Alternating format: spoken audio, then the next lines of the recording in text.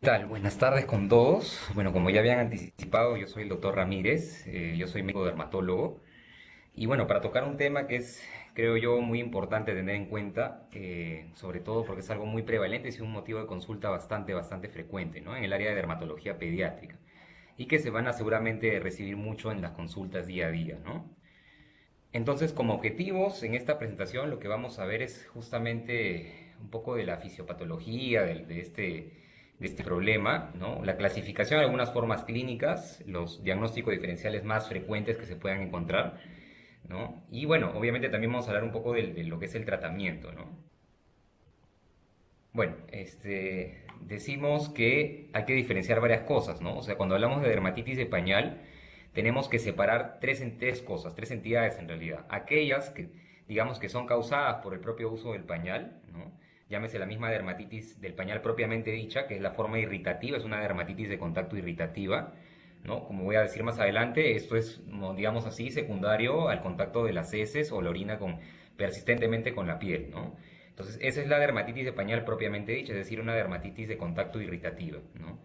Y también entra en esta misma zona la de contacto alérgica, ¿no? Que es por una sensibilidad probablemente a algún compuesto del pañal mismo, ¿no? Y eso generalmente se ve en las áreas abdominales, donde generalmente pues contacta pues las etiquetas y las zonas sintéticas de muchos pañales, ¿no? Y digamos así, por eso decimos que están asociadas al uso del pañal, ¿no? Y en segundo lugar tenemos acá las que están exacerbadas por el uso del pañal, ¿no? O sea, exacerbadas, es decir, las tenía mucho antes y cuando yo uso el pañal pues empeoran en realidad, ¿no? Y tenemos acá pues la psoriasis, la dermatitis seborreica, que también no solamente afecta cuero cabelludo y rostro, sino que también afecta el área del pañal propiamente dicha, ¿no? Y la dermatitis atópica, que es raro que afecte la zona del pañal, o sea, es más frecuente en este caso, pues si hablamos de neonatos o recién nacidos, es más frecuente que afecte pues la zona de las mejillas, principalmente por este grupo etario. Pero igual no es extrañarse que en algunas personas sí pudiera llegar a afectar el área del pañal, ¿no? Y en tercer lugar, aquellas que son independientes del uso del pañal, es decir, que en realidad usando o no el pañal siempre están presentes, ¿no? Y acá, digamos, unos diagnósticos un poco más raros quizás, pero que igual podrían ser parte de la consulta, ¿no? Y uno de ellos es la histocitosis de células de Langerhans, ¿no?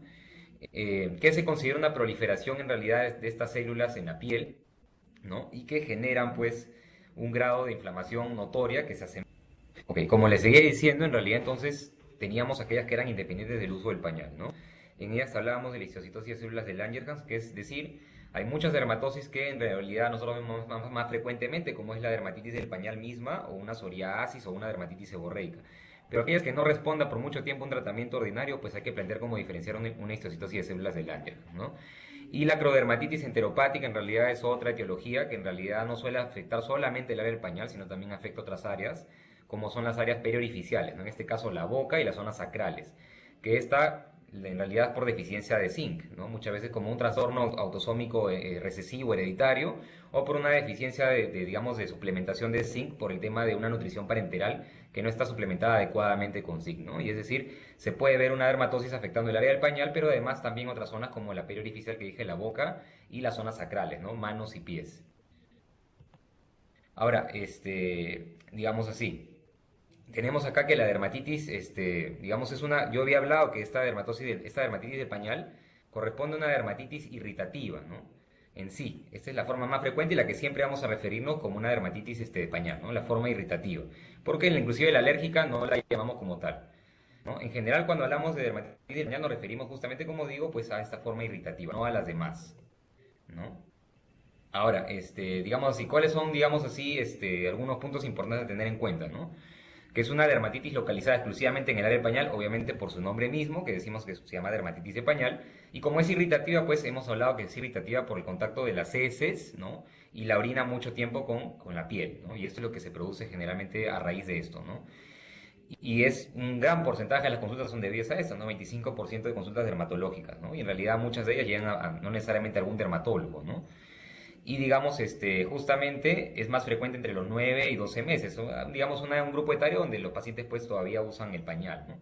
Puede causar malestar significativo y predisponer a infección secundaria, eso es importante, ¿no? Más adelante seguramente mencionaremos cómo diferenciar este tipo de dermatosis de una afectación por una bacteria.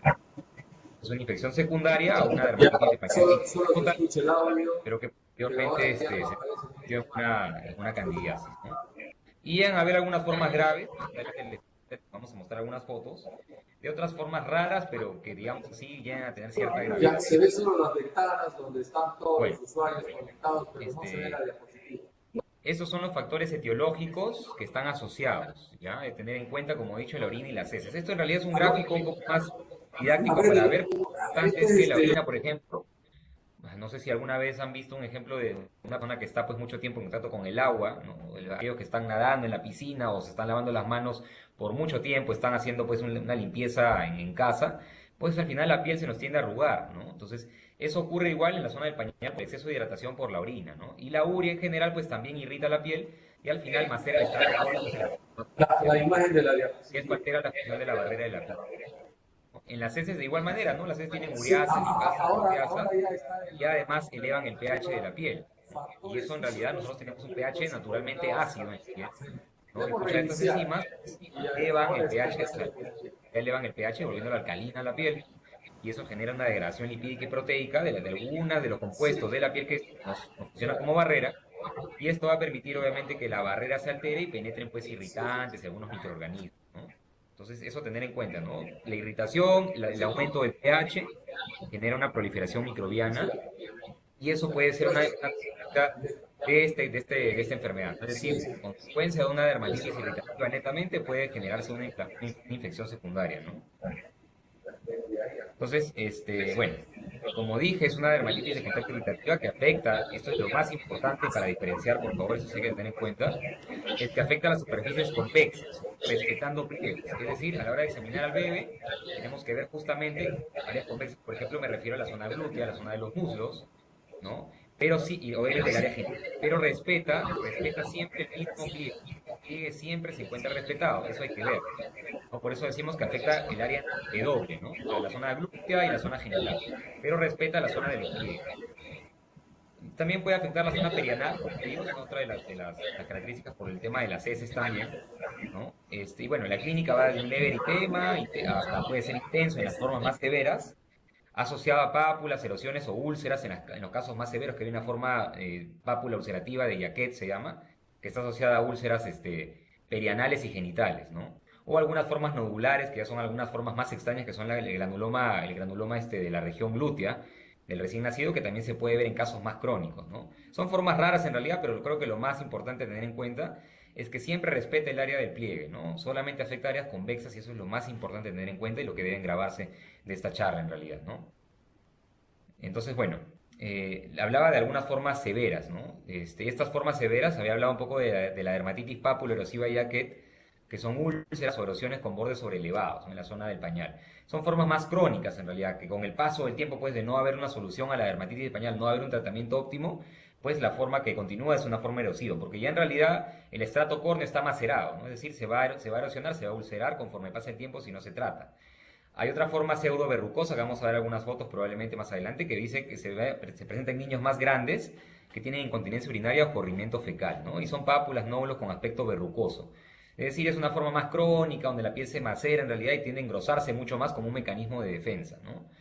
Y también se puede ver otra forma rara que es el granuloma glúteo infantil, ¿no? Que ahí sí no está muy clara la etiología, pero vamos a ver en realidad que es como una masa pues heterogénea, media vascular, ¿no? Se asocia a uso de corticoides florados, ¿no? De alta potencia. Y vamos a ver en las fotos pues que son nódulos o tumulaciones a veces medias rojizas, angiomatosas, ¿no? Y las complicaciones, como dije, la sobreinfección por cándida o la bacteriana, ¿no? Y lo importante que había mencionado es que si afecta el pliegue, ¿no? Generalmente pensar en que ya puede haber ingresado alguna cándida, ¿no? A tener en cuenta esto en el diagnóstico diferencial, ¿no? Ahora, acá están algunas fotos de algunas formas severas, ¿no? Tenemos la forma papulo-erosiva de Jacquet, que es una forma crónica también, que es decir, por aquella dermatitis de pañal que no ha sido tratada debidamente en su momento, pues conforme pasa el tiempo, a la hora digamos, de haberse dañado más la barrera de la piel, pues se puede ulcerar, ¿no? La pseudoverrucosa, como vemos ahí, vemos una superficie de piel media engrosada, ¿no? Verrucosa, como su nombre lo dice, pero eso ya es justamente como un mecanismo de defensa y compensación que la piel tiende a engrosarse para disminuir el contacto con algunas sustancias pues irritantes, ¿no? Y el forma de granuloma glúteo, que en realidad la etiología es poco conocida, pero es una forma, digamos, también crónica a la larga que se puede ver por el exceso inclusive de uso de corticoides florados que son de alta potencia, ¿no? Vemos unas tumoraciones que son angiomatosas, ¿no? En realidad, y que generalmente aparecen pues en la zona glútea como su nombre lo dice, ¿no? Bueno, y la forma alérgica, en realidad, que esta no se llama como tal dermatitis dermatitis de pañal netamente, pero hay que tenerla en cuenta porque sabemos que hay dos formas de dermatitis de contacto, ¿no? La irritativa y la alérgica. Solo la irritativa la llamamos de pañal, ¿no? La alérgica, como también se podría ver en las manos, en cualquier otra parte, pues en este caso también puede afectar el área del pañal, como había mencionado en una de las primeras diapositivas, ¿no? Entonces afectan áreas de contacto de la piel con elástico del pañal. Las zonas sintéticas generalmente de algunos pañales pueden generar pues una irritación a la larga y una sensibilización de la piel, ¿no? Entonces al repetir el contacto con ese tipo de pañales puede repetirse la dermatosis, ¿no? También, ¿qué más se puede ver? Por uso de toallitas húmedas que usen alcohol, ¿no? Digamos, algunas toallas que también en su composición pueden tener algún alergeno con el cual el paciente se puede haber pues sensibilizado, ¿no? Y en el tiempo repetirlo si se vuelve a utilizar la misma toalla, ¿no? Y bueno, también con el uso de agentes tópicos como parabenos, lanolina o neomicina, ¿no? Entre otros que son agentes tópicos que a veces las mamás o los papás utilizan cuando no saben ni qué tienen y van a la farmacia y les dan pues los pentavalentes que tienen pues antimicóticos, antibacterianos y muchas cosas, pues al final uno no sabe ni qué le dio y puede sensibilizarse y hacer una dermatitis de contacto alérgica con el uso continuo, ¿no? Entonces la clínica presenta pues eritema y vesículas pequeñas que se destechan, lo que lleva a una erupción esematosa. En realidad es difícil diferenciar una de contacto irritativa de una de contacto alérgica, ¿no? Pero una pista quizás puede ser que suele afectar más las zonas de las etiquetas o los elásticos del pañal, ¿no? Generalmente afecta a los flancos, ¿no? Por lo general. O sea, va a dibujar bien bonito el pañal a diferencia de la otra, que suele afectar en área de W, ¿no? Es decir, las convexidades de la piel. Ahora, los diferenciales, como había mencionado, pues entran varios a tallar acá. Dermatosis inflamatorias, que vamos a ver cuáles son, infecciosas, metabólicas, neoplásicas, entre otras. Hay muchos diferenciales en realidad, pero siempre pues la más frecuente es la dermatitis de contacto irritativa, ¿no? Entonces, por ejemplo, la dermatitis seborreica, ¿no? Se manifiesta también en los primeros meses de vida, ¿no? Y suele resolverse entre los 6 y 9 meses de edad, ¿no? No es, digamos así, la pista también hay que tener en cuenta es que no es usual tampoco que afecte solamente el área del pañal. También puede afectar la cara y el cuero cabelludo como es de esperarse, ¿no? En las personas adultas conocemos que la dermatitis seborreica pues suele afectar más cuero cabelludo. En los recién nacidos se presenta también como una costra láctea, lo que le llamamos que son unas lesiones costrosas en el cuero cabelludo, ¿no? Ese es un tema importante a tener en cuenta, ¿no? Entonces vemos el eritema y una descamación de aspecto media oleosa, untuosa, media grasienta, ¿no? Eso es lo que nos da la pista de que puede ser una dermatitis seborreica, ¿no? Y además la afectación del cuero cabelludo concomitante, pues también eso nos va a decir que puede ser una dermatitis seborreica, ¿no? Y generalmente pues la regresión suele remitir espontáneamente muchas veces, ¿no? Y bueno, en la dermatitis atópica hemos dicho que es una dermatosis que raramente afecta a la zona del pañal, sobre todo a este grupo etario. Pero en los recién nacidos, como hemos dicho, la dermatitis atópica suele afectar más el área de las mejillas, ¿no? A diferencia de la otra forma que es la infantil, donde ya se ve pues la clásica afectación de los pliegues, ¿no? De las flexuras, ¿no? De los antecubitales y retropopliteos, ¿no? Esas son las zonas más predilectas en pacientes, digamos, en edad infantil. Pero en los recién nacidos es más frecuente ver la afectación en mejillas y es muy raro afectar la zona del pañal, pero todo puede ser posible en realidad, ¿no? O sea, nada de medicina es absoluto y por eso también debería entrar en algún diagnóstico diferencial si se presentase en la cara y en la zona del pañal, ¿no? Ahora, la psoriasis pues es algo mucho más infrecuente en realidad y las placas son placas gruesas generalmente, ¿no? Eritemato descamativas. Hay un signo que es el signo de Auspitz generalmente que uno puede hacer un raspado ligeramente, ¿no? Con digamos así, con una cureta y verificar si hay un sangrado pues puntiforme, que eso nos da el signo de Auspitz, que es digamos, una clave para diagnosticar pues una psoriasis en esta área, ¿no? Pero sin embargo, no todas las psoriasis, digamos, que afectan pliegues son de este tipo, las clásicas psoriasis vulgares, que es la que les he mencionado. Hay psoriasis que afectan solamente el área del pliegue, que es la psoriasis inversa, por ejemplo, que afecta solamente la zona de los pliegues y no descaman tanto como esta forma, digamos, vulgar, que es la que les he mencionado, ¿no? Entonces también a tener en cuenta ese tipo de cosas que en realidad son raras, ¿no? Pero también podría estar dentro de los diagnósticos diferenciales, ¿no? Una psoriasis inversa en realidad. Y es difícil diferenciar hasta para el mismo dermatólogo, ¿no? Ahora, digamos, cuando tenemos una complicación infecciosa, que es lo que le he dicho como, digamos, secundario, pues al daño de la barrera de la piel por esta irritación persistente, ¿no? Generalmente suele ser de causa secundaria, ¿no? Una irritación persistente de la piel, pero también podría verse como forma primaria, ¿no? Entonces, lo importante acá es que, digamos, puede haber antecedente de una ingesta de un antibiótico, porque sabemos que altera pues la microflora, ¿no? O una diarrea persistente. O sea, muchas veces hay bebés que también son portadores de cándida a nivel bioral. Y esta cándida, digamos, también se expulsa por las heces. Es decir, también puede colonizar la zona perianal y la zona del pañal, ¿no? Y es un, digamos, un agente colonizador que por algún motivo pues se puede volver patógeno en esta región, ¿no? Entonces pensar en una dermatitis, digamos, en una complicación candidiásica, si no resuelve esta dermatitis de pañal, en 2 o 3 días generalmente, ¿no? Y también puede asociarse a una candidiasis oral, pero yo les he dicho que la clave diagnóstica acá está en determinar el compromiso de los pliegues, ¿no? Cuando compromite el mismo pliegue inguinal o existen pápulas o pústulas satélites, eso también es muy importante. Uno observa pústulas alrededor o observa unas pápulas que se salen del margen, eso es muy indicativo de una candidiasis, ¿no? A tener en cuenta eso como clave diagnóstico, ¿no?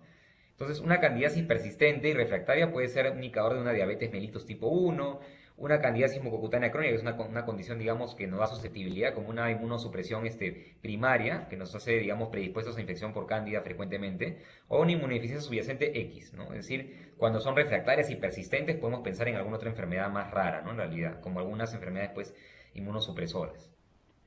Ahora, digamos así, hemos dicho que la candidiasis afecta el pliegue en sí, ¿no? Y las lesiones satélites es lo más importante junto con la afectación del pliegue mismo, ¿no? Tener en cuenta si vemos pápulas o pústulas alrededor es muy indicativo de que esto puede ser una candidiasis, ¿ya? Bueno, después tenemos como otro diagnóstico diferencial una dermatitis perianal estreptocócica. Ya, esto también es bastante tener en cuenta. En realidad, como hemos dicho, pues el uso de antibióticos u otro tipo de productos también puede generar pues alguna tendencia para que, digamos así, uno se vuelva portador del germen, se altera la microflora y uno por las heces también expulsa el mismo germen, ¿no? Y en realidad el estreptococo a tener en cuenta es que también, asimismo como una cándida puede ingresar por una alteración de la barrera de la piel, pues el estreptococo también puede verse, digamos, afectado. Y una clave también importante tener en cuenta es que suele afectar más la zona perianal. El estreptococo le encanta la zona más perianal, a diferencia de la cándida que suele afectar más a la zona de los pliegues, como es, digamos, a diferencia de este germen, ¿no? Eso tener en cuenta también como una clave diferencial, ¿no? Y generalmente también, pues, cuando persiste, a pesar de un tratamiento adecuado 2 o 3 días, pensar en que esto puede ser, pues, una dermatitis por un estreptococo, ¿no? Bueno, también, digamos, puede haber dolor durante la defecación o puede afectar otras áreas intertriginosas, que no es tan frecuente, ¿no? Como le digo, lo más frecuente es ver al estreptococo generalmente en la zona perianal. Ahora, el impétigo ampollar, pues como su nombre lo dice, el impétigo ampollar es digamos, una zooinfección por estafilococo aureus. Y esta dermatosis, pues generalmente se caracteriza por presentar ampollas flácidas, ¿no? Que dejan áreas denudadas en la piel, ¿ya? Y digamos, a diferencia de todo lo demás, pues no hemos visto que en las que hemos hablado anteriormente, pues hayan ampollas. En estas sí las hay, eso es lo importante tener en cuenta, ¿no? Hay ampollas que se erosionan, que dejan áreas denudadas sobre la piel y están causadas por el estafilococo aureus, ¿no? Entonces tener en cuenta esta posibilidad diagnóstica si vemos pues áreas denudadas amplias en la zona del pañal, ¿no? Ahora, otras más infrecuentes pues que podemos ver que afecten área de pañal, pues el papiloma virus humano, como vemos ahí, las verrugas clásicas, los moluscos contagiosos que son pues las pápulas umbilicadas, el herpes simple afectando también área del pañal que también se puede ver, ¿no? Sobre todo si la mamá tenía antecedente, ¿no? El HIV, la escabiosis, ¿no? Que generalmente en la zona genital suele producir pues nódulos indurados de color piel, ¿no? Y bueno, más raro pues es la sífilis congénita, ¿no? Que digamos justamente asociada a una hepatoesplenomegalia y a compromiso palmoplantar, sobre todo es lo más importante. No solamente es una lesión que está asociada a la zona del pañal, sino que también vemos compromiso palmoplantar y otros signos más como esplenomegalia, ¿no? Bueno, y ese es otro diferencial también a tener en cuenta, lo que le mencionaba, la acrodermatitis enteropática, que es una condición rara, infrecuente en realidad, que es un trastorno autosómico recesivo, ¿no? Y esto de acá es una mutación que genera, digamos, una deficiencia de transporte de zinc a nivel intestinal, ¿no? Y esa deficiencia de zinc generalmente hace que se produzca esta característica de una dermatosis que afecta justo áreas periorificiales, ¿no? Áreas inguinales, el área perianal, el área perioral y las zonas sacrales de las manos y pies, ¿no? Entonces, esto hay que tener en cuenta siempre, ya, como diagnóstico diferencial en esos casos que me afecten pues área perioral y acral, ¿no? Y obviamente lo que no mencionaba es que el tratamiento es la reposición del zinc, ¿no? La histocitosis de células de Langerhans, ¿no? Es una enfermedad infiltrativa que afecta a varios tejidos en realidad, pero suele verse generalmente en la zona del pañal y en la zona del cuero cabelludo, ¿no? Y es una dermatosis que, digamos, se suele confundir con una dermatitis, digamos, seborreica, pero la clave diagnóstica es que tiene algunas lesiones purpúricas, sobre todo, ¿no? Y que no responden a tratamientos convencionales. pero afecta también área de cuero cabelludo y área de pañal, ¿no? Hay que tener en cuenta esto. Si vemos una dermatitis de pañal, digamos así, con estas características que no responden al tratamiento, además afecta cuero cabelludo, y vemos lesiones purpúricas, que eso es lo más importante, hay que pues enviarlo por la posibilidad de una biopsia diagnóstica, ¿no? Pensar en una histocitosis de células de Langerhans, ¿no? La miliaria sudamina, que no es muy frecuente que afecte estas áreas, ¿no? Generalmente pues se puede ver más en las áreas del tórax, del rostro, ¿no? Y es resultado del calor y la humedad en el área del pañal, ¿no? Y obviamente generalmente son vesículas de contenido claro que tienen una base eritematosa y afectan solamente el área del pañal y es por una, digamos, porque muchas veces hay más calor y mayor temperatura en esa zona, ¿no? Entonces el tratamiento implica disminuir el calor y la humedad y ventilar el área del pañal, ¿no? Ahora, también pensar en maltrato infantil, cosa que esto es raro, pero todo esto es posible en realidad, ¿no? Lesiones purpúricas inexplicables asociadas a hematomas, quemaduras, ¿no? Son lesiones que nos deben hacer sospechar también en un maltrato infantil como un diagnóstico diferencial, ¿no? Y la orientación diagnóstica, como hemos dicho, se basa más en el tiempo de evolución, ¿no? Hemos dicho que suele ser pues algo corto, de 3, 4 días de evolución. Las áreas involucradas, el área del pañal, como hemos dicho, pues, o si afecta a otras áreas como el cuero cabelludo o las mejillas, o sea, si afecta cuero cabelludo y pañal, pensar en dermatitis seborreica, pensar en una psoriasis, pensar en una histocitosis. Si afecta a mejillas y la zona del pañal, pensar en una dermatitis atópica, ¿no? Y si solamente afecta el área del pañal, pues en una dermatitis de pañal netamente, ¿no? Otros hallazgos inflamatorios, como hemos dicho, pues afectación de otras áreas, si hay púrpura, no hay púrpura, si hay pápulas, hay pústulas, pensar que probablemente sea una candidiasis que sea complicado en este sentido, ¿no? Si hay otros síntomas sistémicos, bueno, la higiene del pañal es importantísima, ¿no? ¿Cómo está limpiando la zona del pañal los padres de familia, ¿no? Generalmente nosotros no recomendamos el uso de toallas húmedas porque suelen tener algunos irritantes que también suelen empeorar más la dermatosis. Entonces, usamos toallas, ¿no? O sea, la higiene debe ser común y corriente, con agua, jabón suave de glicerina, o un jabón que tenga un pH neutro, sin detergente, los jabones Sindet, ¿no? Para la higiene de esta zona. Y, digamos, secar la zona con toques, nunca haciendo fricción. Siempre una toalla común y corriente, pero no haciendo fricción sobre la zona, sino haciendo toques, ¿no? Más no usando toallitas húmedas, como les digo, que pueden tener algunos compuestos que me pueden irritar más la piel. Entonces, en realidad eso se desaconseja bastante, ¿no? Y el cambio de los pañales pues debe ser muy frecuente, ¿no? Se habla de cada 4 o 2 horas en realidad, porque eso pues ustedes saben que digamos mientras mayor tiempo de contacto tengan las heces o la orina con esta zona, pues va a empeorar más la dermatosis, ¿no? Ahora, ¿cuál es la prevención y el tratamiento como más o menos hemos mencionado anteriormente, ¿no? Digamos así, los cambios del pañal deben ser cada 2 horas en recién nacidos o cada 4 horas en mayores para disminuir la exposición a irritantes. Pero generalmente en realidad eso no es algún criterio, digamos así, medio estricto, ¿no? Porque en realidad el cambio de pañal debe ser, pues, si el bebé moja a la hora, ya tengo que estar cambiando el pañal inmediatamente, ¿no? Para evitar el riesgo de irritación y maceración de la piel, ¿no? Si se puede, lo más que se puede, digamos, en casa, lo que se recomienda muchas veces es tener al bebé sin pañal el tiempo que se pueda. El ventilar la zona del pañal también favorece que la zona respire, en otras palabras, y mejore bastante, ¿no? Mantener la piel limpia y seca, como hemos dicho, desaconsejar el uso de toallas húmedas y usar una toalla común y corriente para hacer, digamos, limpieza con agua y jabón simple y toallas, como digo, en toques, no haciendo fricción, ¿no? Pañales absorbentes, obviamente, que disminuyan pues la tendencia digamos, del contacto con la misma piel, ¿no? Una limpieza suave con agua tibia, secar sin frotar, sin fricción, solamente en toques, ¿no? Usar productos oleosos que son los hidratantes que utilizamos como protectores o las pastas, que voy a hablar más adelante. No utilizar productos con alcohol, ¿no? Los paños húmedos tienen que ser sin alcohol. Y en realidad, en general, yo suelo evitar usar paños húmedos, así me digan que no tengan alcohol, ¿no? Evitar el lavado excesivo y la humedad, obviamente, porque mientras más tiempo esté en contacto con el agua, también la piel se va a macerar, es lo mismo que la orina. Y jabones irritantes, ¿no? Ahora, lo que usamos son pastas que son a base de óxido de zinc, lanolina o vaselina, ¿no? Que generalmente son pastas medias grasosas que suelen, pues, generar una barrera protectora, o sea, disminuyendo el contacto de la piel con la orina o las heces, ¿no? Entonces, las pastas son a base de óxido de zinc que generalmente, pues, son recetadas en un porcentaje de 10% o más, ¿no? Dependiendo de la edad del paciente, ¿no?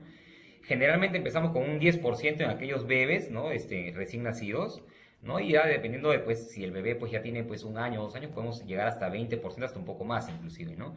La pasta a base de óxido de zinc, generalmente, como digo, pues, va a producir una barrera protectora, ¿no? Es una pasta muy oleosa, muy untuosa, que se va a adherir a la piel y va a evitar el contacto de las heces o la orina, ¿no? Directamente, ¿no? Ahora, si en 3 días no hay respuesta, como hemos dicho, considerar el uso de antimicóticos pensando en que se ha sobreinfectado por una cándida, ¿no? Y el uso de corticoides pues es controversial, ¿no? En casos graves podemos utilizar en realidad corticoides de baja potencia, ¿no? Entre ellos tenemos la hidrocortisona o la desonida, ¿no? Para reducir la inflamación, si está muy inflamado, está muy macerada la piel, podemos utilizar estos compuestos, ¿no? Pero generalmente lo recetamos pues por unos 3 a 5 días como cualquier corticoide. La piel del bebé es más delgada y puede absorber más fácilmente los corticoides y generar efectos secundarios a nivel sistémico, ¿no? Por eso preferimos utilizarlo lo menos posible, ¿no? En cuanto a días, ¿no? Y el menor tiempo posible, como decimos ahí, 3 a 5 días nada más, 1 a 2 aplicaciones máximas diarias, ¿no? Y bueno, como mencionaba también, la dermatitis por cándida, pues asociar pues antimicóticos generan los azoles. Los azoles tienen buena respuesta pues contra cándida, ¿no? Y la pasta Lázar, que es una pasta que usamos a base de óxido de zinc, ¿no? Ahora, si hay además una candidiasis oral o recurrente, agregar un tratamiento oral como nistatina, ¿no? 100.000 unidades, 4 veces al día por 7 a 10 días. En casos severos ya puede llegarse a usar fluconazol, ¿no? En casos de infección bacteriana, antibióticos sistémicos, ¿no? O dermatitis de contacto alérgico, como digo, también corticoides de baja potencia y además la pasta Lázar, que es la que tiene óxido de zinc, como les mencionaba. Bueno, eso ha sido todo. Muchas gracias.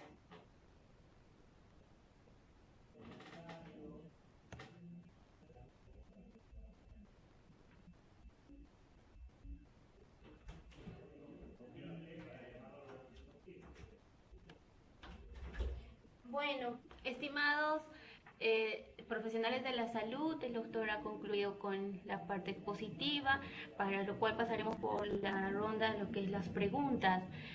¿Alguna duda o consulta que quisieran compartirlo? Aquí está presente todavía el doctor. Y iniciamos, por favor. ¿Alguna pregunta? Buenas tardes, Red Asistencial Ayacucho. ¿Cómo está? Buenas escucha? tardes. Sí, Buenas cómo tardes, no. doctor. Ante todo, felicitarlo por su excelente ponencia. La pregunta es algo dudosa en el sentido de que se habla bastante de los preparados, cremas ricos en zinc, ¿no? Para lo que es dermatitis del pañal. Y acá en el seguro también manejamos en jarabe el zinc. ¿Usted cree que es recomendable también indicarle zinc vía oral al paciente o no? Ah, no, no, no, no, no. Gracias. O sea, ya, ¿cómo está? Sí, mire, el zinc en realidad lo usamos netamente en una pasta. ¿La pasta qué quiere decir?